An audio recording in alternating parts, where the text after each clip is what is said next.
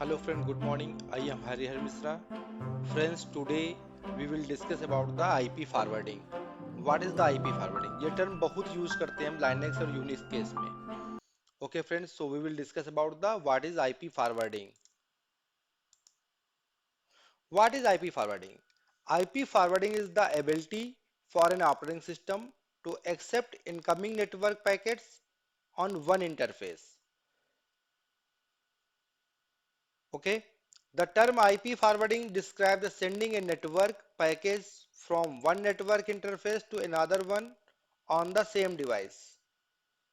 इन दो लाइनों का मतलब क्या है? What is the mean of two lines?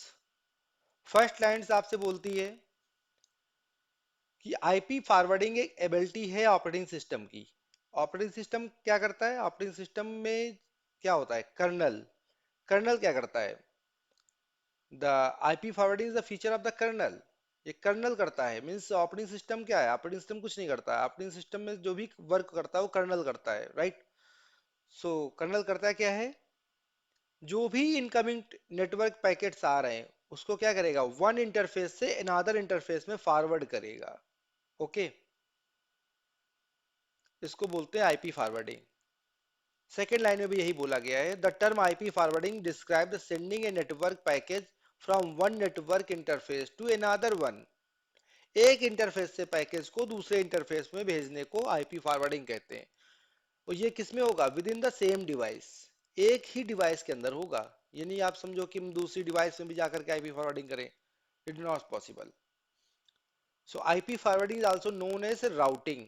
IP forwarding को हम राउटिंग भी बोलते हैं. Okay. When it comes in the Linux it may also be called a kernel IP forwarding. मैं ऑलरेडी आपको बता चुका हूं कि इसको ऑपरेटिंग सिस्टम कुछ नहीं करता है. करता कौन है? कर्नल करता है. तो कर्नल क्या करता है? कर्नल ही आईपी फॉरवर्डिंग करता है. जिसको क्या बोलते हैं? Kernel IP forwarding. Because it uses the kernel variable. क्योंकि कर्नल वेरिएबल यूज करता है. क्या कौन सा वेरिएबल यूज करता है? Net dot I P v four dot I P forward. Okay. ये जो IP four dot IP forward है, यही क्या करता है? हम इसी के थ्रू चेक कर सकते हैं कि इनेबल है आईपी फॉरवर्डिंग या डिसेबल है.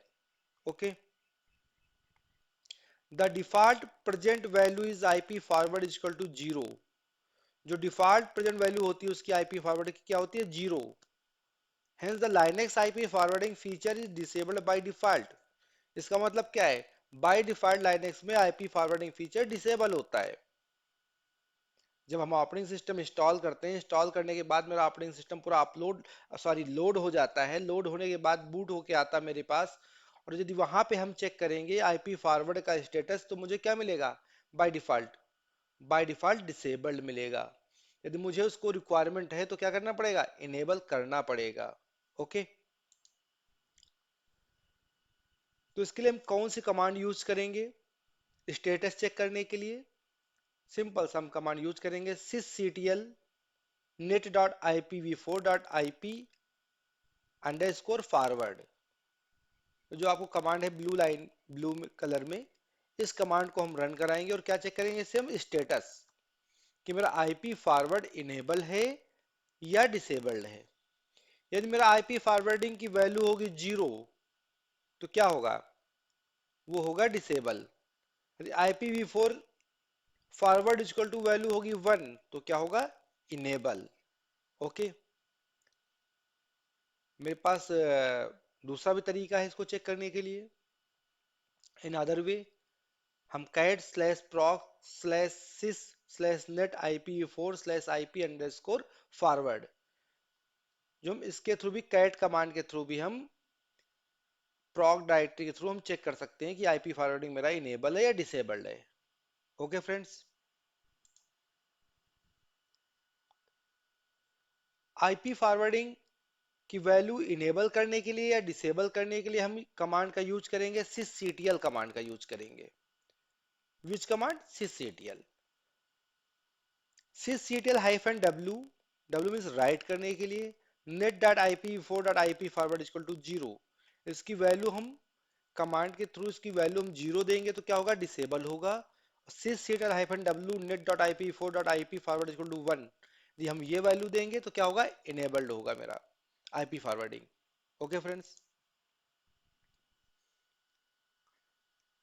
इन अदर वे जो मैंने आपको बताया कि प्रॉक डायरेक्टरी के थ्रू हम कर सकते हैं, तो वो क्या है, हम इको जीरो वैल्यू यदि हम पुट करेंगे slash proc sys net IP four IP forward, तो जीरो करेंगे तो क्या होगा, डिसेबल होगा। यदि इको के थ्रू हम वन वैल्यू को हम पुट करेंगे तो क्या होगा, इसका इनेबल होगा, इसकी value means IP forwarding enable होगा मेरा। यदि मुझे ये चेंज चाहिए तो टेम्परेरी चेंजेस हो गए, यदि मुझे परमानेंट चेंज करना है means permanent IP forwarding enable करनी है, डिसेबल करना है, तो इसके लिए मुझे क्या करना पड़ेगा, इसकी कॉन्फ़िगरेशन फाइल में जाके मुझे चेंजेस करने पड़ेंगे, परमानेंट चेंजेस करने पड़ेंगे, उसे परमानेंट राइट करना पड़ेगा कि मीन्स मशीन रिबूट भी कर जाए तब भी मेरा आईपी फॉरवर्डिंग यदि मैंने इनेबल कर रखा तो इनेबल रहे, या डिसेबल कर रखा तो डिसेबल रहे। Using either method above will not make the change persistent. To make sure the new setting survives a reboot, you need to edit the slash etc sysctl config file। और sysctl config file में क्या क्या change कर रहे हैं, colonel parameters. तो colonel parameters change करने के लिए मुझे क्या चाहिए होगा, रूट लेवल का एक्सेस चाहिए। रूट लेवल एक्सेस के लिए क्या चाहिए मुझे, सूडो चाहिए। ओके। हम एडिटर कोई भी यूज कर सकते हैं, हम वीआई यूज कर सकते हैं या हम नैनो एडिटर यूज कर सकते हैं, बट मेरे पास क्या परमिशन होनी चाहिए, रूट लेवल की, मीन्स सूडो एक्सेस मेरे पास होना चाहिए। हमने किया वी आई स्लैश ईटीसी से सीटल कॉन्फ़िग फाइल को ओपन किया, उसके अंदर मैंने क्या लिखा, net dot I P four I P underscore forward equal to zero, मैंने जीरो वैल्यू पुट किया। तो और कॉन्फ़िगरेशन फाइल को मैंने सेव किया, then after ctl hyphen P मैंने कमांड रन कराई फॉर द टेक इफेक्ट, तो क्या होगा, मेरा उसका वैल्यू हो गया डिसेबल, मीन्स परमानेंट डिसेबल हो गया, means IP forwarding is disabled. यदि मैंने net dot I P four dot I P forward zero की जगह मैंने वन पुट किया वैल्यू, और फिर सी सीटल हाइफन पी मैंने किया फॉर द टेक इफेक्ट, तो क्या होगा, आईपी फॉरवर्डिंग मेरी इनेबल हो जाएगी। Okay friends. तो इसको हम प्रैक्टिकल के थ्रू भी करते हैं, कैसे करेंगे वो हम देखते हैं।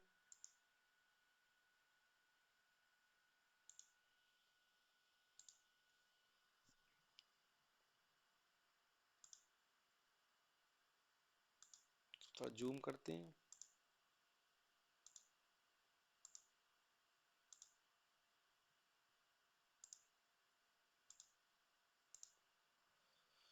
थोड़ा सा और जूम कर लेते हैं इसको,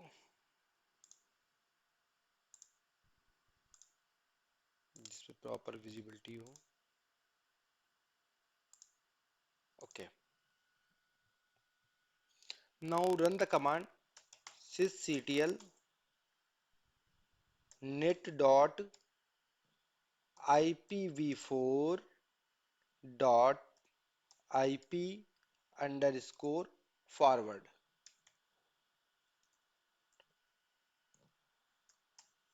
and enter। तो net I P four dot I P forward value zero, means क्या है मेरा अभी क्या है, बाय डिफॉल्ट डिसेबल्ड है, आईपी फॉरवर्डिंग मेरी क्या है, डिसेबल है। और सेम जो मैंने दूसरा तरीका बताया था चेक करने का, प्रॉक के through cat slash proc sys net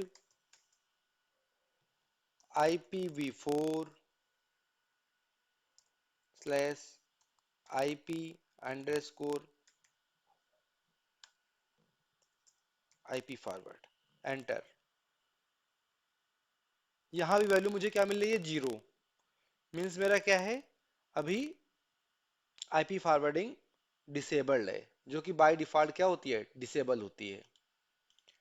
अब मैं चाहता हूं इसको इनेबल करना, तो इनेबल कैसे होगी, तो एक तो तरीका ये, first way sys ctl hyphen W net dot ipv4 dot I P underscore forward equal to 1।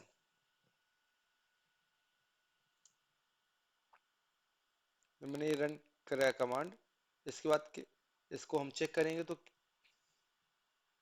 Check कर सकते हैं हम। फर्स्ट वे है cctelnet IP4 फॉरवर्ड, क्या हो रहा है, वैल्यू यहाँ पे 1 आ रही है, मीन्स मेरा इनेबल हो गया।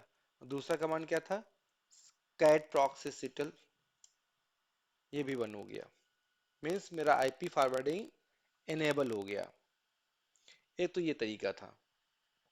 अब मैं इसको इको कमांड के थ्रू करते हैं, मीन्स प्रॉक के थ्रू करते हैं। ये तो मैंने किया sysctl कमांड के थ्रू किया। और दूसरा तरीका जो मैंने बताया था आपको, इको कमांड के थ्रू हम वैल्यू पुट करेंगे 0 एंड 1। अभी मेरा इनेबल्ड है और इसको मैं करूंगा डिसेबल आईपी फॉरवर्डिंग, तो क्या होगा, इको 0 वैल्यू पुट किया मैंने।